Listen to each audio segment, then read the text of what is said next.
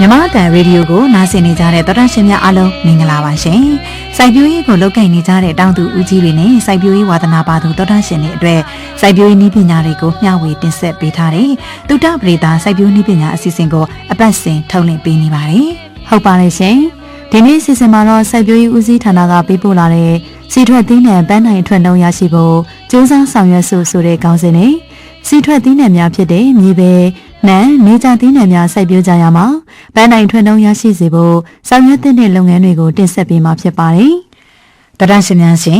စီထွက်သီးနှံတွေဟာလူသားတို့အဓိကစိုက်ပျိုးတဲ့သီးနှံတွေဖြစ်တဲ့အပြင်စီဟာလူတို့ရဲ့အစာအသောက်မှာမရှိမဖြစ်လိုအပ်တဲ့ပစ္စည်းတစ်မျိုးဖြစ်ပါတယ်။စီထွက်သီးနှံတွေဟာမြန်မာနိုင်ငံသားတွေရဲ့နေ့စဉ်အစာစားသုံးမှုမှာနေရာစုံကနေပါဝင်နေတာကိုလေ့လာတွေ့ရှိရပါတယ်။စားသုံးစီအဖြစ်တော်၎င်းကြော်လော်ချက်ပြုတ်ရမှာတော်၎င်းမုံဘင်းတည်စာအဖြစ်တော်၎င်းစေဝါနဲ့စေဝါအထောက်အကူပြုပစ္စည်းတွေအဖြစ်တော်၎င်းနိုင်ငံခြားတင်ပို့ရမှာ၎င်းအရေးကြီးတဲ့ကဏ္ဍတွေမှာပါဝင်လိုနေပါလေစီလိုအပ်ချက်မှာလူနေမှုအစဉ်အတန်းမြင့်မားလာခြင်းနဲ့လူဦးရေတိုးတက်လာမှုတွေကြောင့်ယခုအခါမှာမြင့်မားလာလျက်ရှိပါတယ်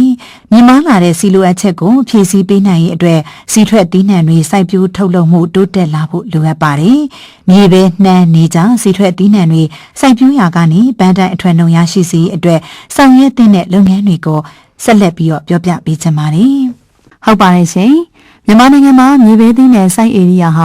ာစီထွက်သီးနှံများစုစုပေါင်းစိုက်ဧရိယာမှာဒုတိယအများဆုံးဖြစ်ပါတယ်။မြေပဲစိုက်ဧရိယာရဲ့ထက်ဝက်ကျော်ကိုမိုးရာသီမှာစိုက်ပျိုးပြီးစကိုင်းမန္တလေးမကွေးတိုင်းဒေသကြီးနဲ့ရှမ်းပြည်နယ်တို့မှာအဓိကစိုက်ပျိုးကြပါတယ်။ကျန်ဧရိယာထက်ဝက်ခန့်ကိုစကိုင်းပဲခူးမကွေးနဲ့မန္တလေးတိုင်းဒေသကြီးတို့မှာစိုက်ပျိုးကြပါတယ်။မြေပဲဟာတရားသီးခံသီးနှံဖြစ်ပြီးစိုက်ပျိုးတဲ့ဒေသအလိုက်အသုံးပြုစိုက်ပျိုးကြတဲ့မျိုးကွင်းများစွာလည်းရှိပါတယ်။အဓိကစီးပွားဖြစ်စိုက်ပျိုးတဲ့မျိုးကွင်းများကတော့စင်းပဒေသာ9စင်းပဒေသာ17 SP121 တွန်တာနီမကွေး10မကွေး17မကွေး12နဲ့ကျောင်းကုန်းပင်ပြက်မျိုးတို့ဖြစ်ပါတယ်။မြေပဲဟာအပူရပိုင်းသီးနှံဖြစ်တဲ့အတွက်နေရောင်ခြည်နဲ့အပူချိန်အလုံးလောက်ရရှိမယ်ဆိုရင်ကောင်းစွာဖြစ်ထွန်းပါတယ်။မြေပဲစိုက်ပျိုးရဲ့အကောင်းဆုံးမြေကတော့ရည်စည်းရည်လာကောင်းတဲ့မြေအရာနုတဲ့မြေ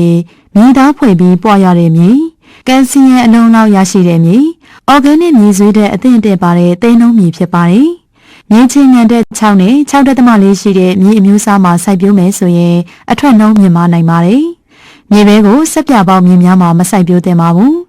မြေပဲသီးနှံကိုမိုးရာသီနဲ့ဆောင်းရာသီနှစ်ခုစလုံးမှာစိုက်ပျိုးကြပြီးအထက်မြန်မာပြည်မှာမြေပဲကိုတည်တဲ့စိုက်ပျိုးသလိုပဲစင်းကုန်နှမ်းနှုံးနဲ့သီးနှံအဖြစ်လဲစိုက်ပျိုးကြပါတယ်။အောက်မြန်မာပြည်မှာတော့စပါးအပီးတိထက်စိုက်ပျိုးပါတယ်။မှန်ပါတယ်ရှင်။မြေပဲသီးနှံအတွက်တဧကပန်းတိုင်အထွက်နှုံးမှာတင်း80ဖြစ်ပါတယ်။ပန်းတိုင်အထွက်နှုံးရရှိအတွက်မျိုးကောင်းမျိုးသန့်တွေသုံးစွဲတာသွေးအားစုပြေးဝါစာထည့်သွင်းတာသီးနှံတက်တန်းအလိုက်အဆူဓာတ်လုံလောက်စွာဖြည့်ဆွဲပေးတာနဲ့ကယ်လ်ဆီယမ်6%9%ပါတဲ့လာချေမော့ဂျစ်ဆန်ကြောက်မုံနဲ့တမျိုးမျိုးကိုမြေဩဇာထည့်သွင်းပေးခြင်းတို့ကိုစောင့်ရရပါမယ်။မြေပဲမှာပင်ထောင်မြေပဲနဲ့ပင်ပြန့်မြေပဲဆိုပြီးတော့2မျိုးရှိပါတယ်။ပင်ထောင်မြေပဲမျိုးကိုစိုက်ပျိုးမယ်ဆိုရင်တေကအပင်ဥယေ3သိန်းအထက်ရရှိဖို့ပင်ကြား4လက်မကနေ6လက်မတန်းကြား12လက်မကနေ15လက်မထားပြီးစိုက်ပျိုးရပါမယ်။ပင်ပြန့်မျိုးတွေကိုတော့စိုက်ပျိုးမယ်ဆိုရင်တေကအပင်ဥယေ3သိန်းအထက်ရရှိဖို့ပင်ကြား4လက်မကနေ6လက်မတန်းကြား15လက်မကနေ18လက်မထားပြီးစိုက်ပျိုးရပါမယ်။ဟုတ်ပါတယ်။မြေပဲသီးနှံအတွက်အသင့်တော်ဆုံးမြေအခြေခံဓာတ်မှာ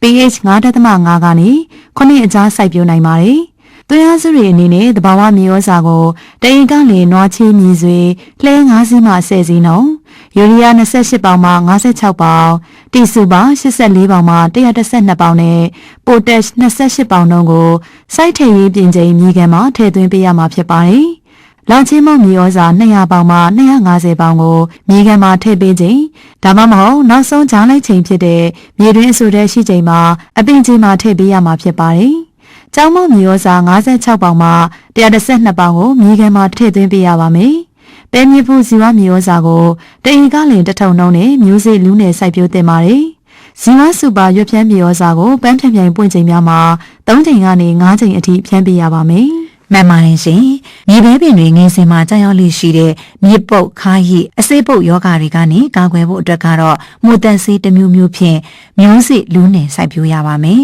။ရွက်ပြောက်ယောဂနဲ့တန်ချင်းယောဂကြောက်ရောက်မယ်ဆိုရင်တော့ ပင်လုံးပြန်အာနိသင်ရှိတဲ့မှုသက်ဆေးကိုအသုံးပြုပြီးကာကွယ်နိုင်နေရပါမယ်။မြေပဲပင်ညှိုးလာပြီးအရွက်တွေဝါလာခြင်းအတောင်80ရာခိုင်နှုန်းရင့်မဲ့ခြင်းဟာဆိုရင်ရိတ်သိမ်းဖို့အသင့်တော်ဆုံးဖြစ်ပါတယ်။နှံသီးနှံဟာအပူပိုင်းဒေသအပူသမပိုင်းဒေသရှိလွင်ပြင်တွေနဲ့ပင်လယ်ရေမျက်နှာပြင်အထက်အမြင့်ပေ4000ခန့်ရှိတဲ့ဒေသတွေအထိကောင်းစွာစိုက်ပျိုးဖြစ်ထွန်းပါတယ်။နှံဟာအပူချင်းလျော်နှင်းခြင်းကိုခံနိုင်ရည်မရှိပါဘူး။နှံဟာလုံလောက်တဲ့ရေစုဓာတ်ကိုထိမ့်သိမ့်နိုင်မှုအတွက်ရေသွင်းရေထုတ်ကောင်းမွန်တဲ့သဲဆန်မြေကိုနှစ်သက်ပါတယ်။မိုးရေနဲ့အဆိုဓာတ်တင့်တင့်စွာရရှိမယ်ဆိုရင်မြေအမျိုးအစားမျိုးစုံမှာစိုက်ပျိုးနိုင်ပါတယ်။နှံကိုမြန်မာနိုင်ငံမှာမိုးနှံစောင်းနှံနှွေနှံဆိုပြီးတစ်နှစ်ကို3ချိန်စိုက်ပျိုးကြပါတယ်။မြန်မာနိုင်ငံမှာနှံစိုက်ဧရိယာဟာစီထွက်သီးနှံစိုက်ဧရိယာတွေထဲမှာအများဆုံးပဲဖြစ်ပါတယ်။နှံကိုမြန်မာပြည်အပူပိုင်းဒေသတွေမှာတီးသန့်စိုက်ပျိုးသလိုပဲစင်းငုံနဲ့လည်းတီးညက်စိုက်ပျိုးပါတယ်။အောက်မြန်မာပြည်မှာစပါးအပီးတီးထက်စိုက်ပျိုးပါတယ်။နှံအဓိကစိုက်ပျိုးတဲ့ဒေသတွေကတော့အထက်မြန်မာပြည်မှာမကွေးတိုင်းဒေသကြီး၊စကိုင်းတိုင်းဒေသကြီးနဲ့မန္တလေးတိုင်းဒေသကြီးတို့ဖြစ်ပြီးတော့အောက်မြန်မာပြည်မှာတော့ပဲခူးတိုင်းဒေသကြီးနဲ့ဧရာဝတီတိုင်းဒေသကြီးတို့မှာစိုက်ပျိုးပါတယ်။မြန်မာနိုင်ငံမှာအဓိကစိုက်ပျိုးတဲ့နှံမျိုးခွဲတွေကတော့စင်းရတနာ3စင်းရတနာ4နှံနီ25မြင်းဆောင်160စမုံနဲ့ကန်ရှိရိုးစိန်တိတ်ပံနှံနဲ့ရှက်ကလေးနဲ့ဂွာကြောနဲ့တို့ဖြစ်ကြပါတယ်။ဟုတ်ပါတယ်ရှင်။နှံသီးနဲ့ပန်းနိုင်ထွက်နှုန်းရရှိနိုင်ဖို့အတွက်အကောင်းဆုံးမြေချေငံတက်မှာ pH 9.8 ကနေ 9.3 ဖြစ်ရပါမယ်။နှုံးမြေ၊သဲနှုံးမြေ၊နှုံးစနေမြေ၊မြေနီသဲဝန်းမြေတွေကိုရွေးချယ်စိုက်ပျိုးသင့်ပါတယ်။နှံမှာတပင်နိုင်နဲ့ဂိုင်းပြဆိုပြီးတော့2မျိုးရှိပါတယ်။တပင်နိုင်မျိုးများအတွက်အပင်ဥယျာဉ်3,300ရရှိစေဖို့တန်းချောင်းပင်ကြား12လက်မှ4လက်မှဖြင့်စိုက်ပျိုးရပါမယ်။ဂိုင်းပြမျိုးများအတွက်အပင်ဥယျာဉ်3,400ရရှိစေရန်တန်းချောင်းပင်ကြား15လက်မှ4လက်မှဖြင့်စိုက်ပျိုးရမှာဖြစ်ပါတယ်။သွေးအားစုတွေအနေနဲ့တအေကလည်းနွားချေဒါမှမဟုတ်မြင်းဆွေလှဲ9စီးကနေ10စီယူရီးယား56ပေါင်တီစူပါ56ပေါင်နဲ့ပိုတက်28ပေါင်နှုန်းကိုစိုက်ထည့်ရေးပြင်ချိန်မှာထည့်သွင်းပေးရပါမယ်။ယူရီးယားမြေဩဇာကိုအဖူးစတင်ဝင်ချိန်မှာ28ပေါင်နှုန်းနဲ့ပန်းပြန်ပြန်ပွင့်ချိန်မှာလည်း28ပေါင်နှုန်းထပ်မံဖြည့်သွင်းပေးရမှာဖြစ်ပါတယ်။မှန်ပါနေရှင်အပင်ငယ်စဉ်စုပ်စားပိုးကြောက်တတ်တဲ့အတွက်ပင်လုံးဖြန့်အာနိသင်ရှိတဲ့ပိုးသက်စီတစ်မျိုးကိုအသုံးပြုပြီးတော့နှိမ်နှင်းရပါမယ်။နှမ်းမှာအဓိကကြောက်ရောက်နိုင်တဲ့ယောဂတွေကတော့နှမ်းယိုမဲယောဂနဲ့နှမ်းဖို့ယောဂတို့ဖြစ်ကြပါတယ်။နှမ်းဖို့ယောဂကုဆက်ပြန်ပွားစေတဲ့ဖြုတ်ညိုပိုးကြောက်ရောက်ခဲ့မယ်ဆိုရင်တော့ထိသေးစားသေးပိုးသက်စီဖြင့်ကာကွယ်နှိမ်နှင်းပေးရပါမယ်။နှမ်းယိုမဲယောဂအတွက်ကတော့မျိုးစေ့ကိုမှုတ်သက်စီဖြင့်လူးနယ်စိုက်ပျိုးပေးရပါမယ်။အပင်အောက်ပိုင်းမှာရှိတဲ့တီးတောက်5တီးခန့်ဝါလာပြီးဆိုရင်ဒါမှမဟုတ်အလေသီးတွေကိုခွဲကြည့်လိုက်လို့အယောင်ရှင်းလာပြီးဆိုရင်တော့ရိတ်သိမ်းရပါမယ်။အလေလွင့်နေအောင်နှမ်းကိုစီးထောင်နေစနစ်ကိုအသုံးပြုသင့်ပါတယ်။ရိတ်သိမ်းပြီးနှမ်းနေစုပုံထားမယ်ဆိုရင်တော့free fatty acid တွေပါဝင်နိုင်တဲ့အတွက်ရိတ်သိမ်းပြီးနှမ်းတွေကိုဓာတ်ရိုက်စီးပြီးတော့ထောင်ရပါမယ်။နှမ်းအဆိုဓာတ်90ရာခိုင်နှုန်းအထိရရှိအောင်အချောက်ခံပြီးလေလုံးအောင်ပိတ်ပြီးတော့တူလောင်သင့်ပါတယ်။နှမ်းသီးနှံပန်းတိုင်အထွတ်နှုန်းဟာတေက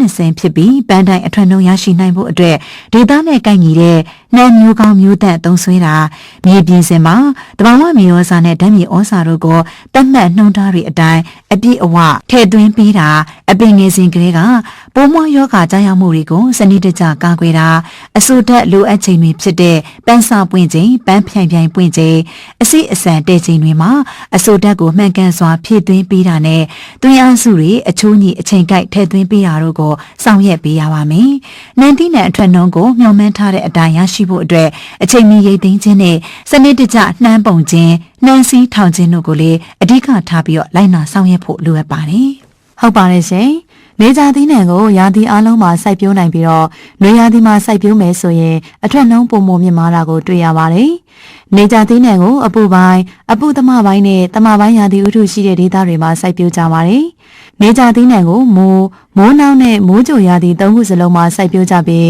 မြန်မာပြည်အထက်ပိုင်းနဲ့အလယ်ပိုင်းဒေသတွေမှာနေကြကိုသီးသန့်စိုက်ပျိုးခြင်းနဲ့ပဲမျိုးစုံသီးနှံများနဲ့သီးညက်စိုက်ပျိုးကြပြီးအောက်မြန်မာပြည်မှာတော့စပါးအပီးသီးတဲ့စိုက်ပျိုးကြပါတယ်။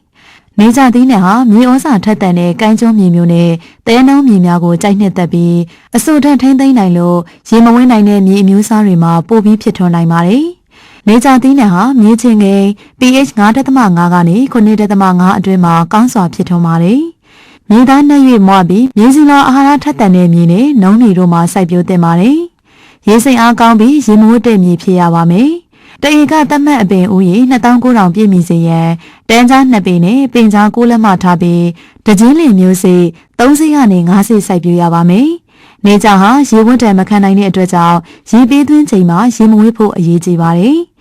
နေကြဟာပင်ကြားဝင်းမောင်ကူတီးနှံဖြစ်တဲ့အတွက်အစိအစံအောင်မြင်စေဖို့နေကြစိုက်ခင်းတွေမှာပြားပေါင်းများထားရှိပေးရမှာဖြစ်ပါတယ်။မှန်ပါတယ်ရှင်။နေကြသီးနှံအဓိကစိုက်ပျိုးတဲ့ဒေသတွေကတော့အထက်မြန်မာပြည်မှာစကိုင်းတိုင်းဒေသကြီးနဲ့မန္တလေးတိုင်းဒေသကြီးတို့ဖြစ်ပြီးတော့အောက်မြန်မာပြည်မှာတော့ပဲခူးတိုင်းဒေသကြီး၊အေရဝတီတိုင်းဒေသကြီးနဲ့မွန်ပြည်နယ်တို့ဖြစ်ကြပါတယ်။မြန်မာနိုင်ငံမှာအဓိကစိုက်ပျိုးတဲ့နေကြအမျိုးအစားတွေကတော့ရေစင်းဆက်မျိုး1၊စင်းရွှေကြား2၊စင်းရွှေကြား3နဲ့ဆန်ဖူလာတို့ဖြစ်ကြပါတယ်။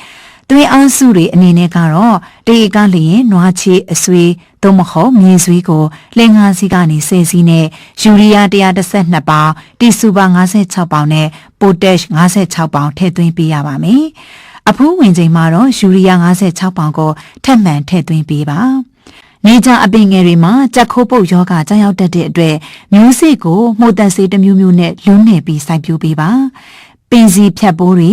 ကျိုင်းကောင်တွေရွက်ဖြတ်ပိုးတွေဟာနေကြပင်ပေါက်တွေကိုဖျက်ဆီးတတ်တာအစိအစံတဲချိန်မှာတီလုံးဖောက်ပိုးနဲ့ရွက်စုံစာခူဝါတွေကြောင့်ရောက်တတ်တဲ့အတွက်ထိသေးပိုးသက်စေတစ်မျိုးမျိုးဖြင့်ကာကွယ်နှိမ်နင်းနိုင်ပါတယ်။နေကြရဲ့ပွင့်ကောင်းနောက်ပိုင်းဟာအဝါရောင်တန်းလာပြီးတော့ပွင့်ကန်ရွက်အောင်အညိုရောင်ပြောင်းလာချိန်မှာရိတ်သိမ်းတယ်ပါတယ်။ရိတ်သိမ်းပြီးနေကြပွင့်တွေကိုတပွင့်နဲ့တပွင့်မထက်စီပဲတလင်းမှာ2ရက်3ရက်နေလန်းအချောက်ခံရပါမယ်။အပွင့်တွေကို1ရက်တစ်ကြိမ်အထက်အောက်လှန်ပေးရပါမယ်။မျိုးအဖြစ်သုံးမင်းဆိုရင်တော့အစိတွင်းအဆူဓာတ်900ခိုင်နှုန်းကနေ600ခိုင်နှုန်းအထိနေလန်းပြီးတော့လေးလုံးပိတ်ပြီးတော့တူလောင်ရပါမယ်။ဟုတ်ပါတယ်။နေကြသီးနဲ့ပန်းနိုင်အထွက်နှုန်းတဧက150ရရှိနိုင်ဖို့အတွက်စိုက်ပျိုးမဲ့မြေဧရိယာများဟာပေါင်းမြတ်များစနစ်တကျနှိမ်နေတာ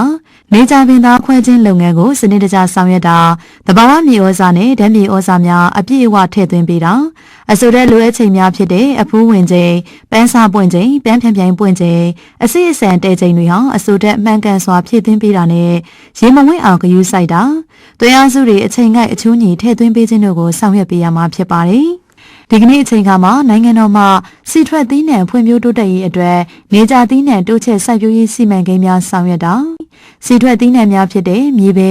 နှံနေကြတို့ကိုဇုံဧရိယာများသတ်မှတ်ပြီးအထွတ်နှုံတိုးတက်အောင်စီမံကိန်းများချမှတ်ဆောင်ရွက်တာသွေးအားစုတွေထောက်ပံ့ပေးခြင်းလုပ်ငန်းတွေကိုအရှိန်အဟုန်နဲ့ဆောင်ရွက်လျက်ရှိပါတယ်နိုင်ငံတော်ကနေအားပေးထောက်ပံ့မှုနဲ့အတူတောင်သူဦးကြီးတွေကနေစိတ်အားထက်သန်စွာလိုက်ပါဆောင်ရွက်မယ်ဆိုပါကတောင်သူတွေရဲ့ဝင်ငွေတိုးတက်ရရှိလာနိုင်မှုနဲ့အတူပြည်ရင်းစားသုံးစီဖူလုံလာပြီးတော့ပိုရှံမှုတွေကိုနိုင်ငံခြားသို့တင်ပို့ရောင်းချနိုင်တဲ့အတွက်နိုင်ငံခြားဝင်ငွေပါတိုးတက်ရရှိလာမှာဖြစ်ပါတယ်။ဒါကြောင့်မို့စီထွက်သီးနှံစိုက်ပျိုးနေကြတဲ့တောင်သူဦးကြီးတွေအနေနဲ့မြေပဲနှမ်းနေကြစီထွက်သီးနှံတွေမှာပန်းတိုင်အထွတ်တော်အောင်မြင်စွာရရှိရေးအတွက်ဆောင်ရွက်တဲ့စိုက်ပျိုးရေးလုပ်ငန်းတွေကိုတိကျစွာဆောင်ရွက်ကြဖို့တိုက်တွန်းနှိုးဆော်လိုက်ပါတယ်။နာဆင်အားပေးခဲ့ကြတဲ့သောတာရှင်များအားလုံးစိတ်ဤချမ်းသာခြင်းကိုယ်ဤကျန်းမာခြင်းတွေနဲ့ပြည့်စုံနိုင်ကြပါစေရှင်။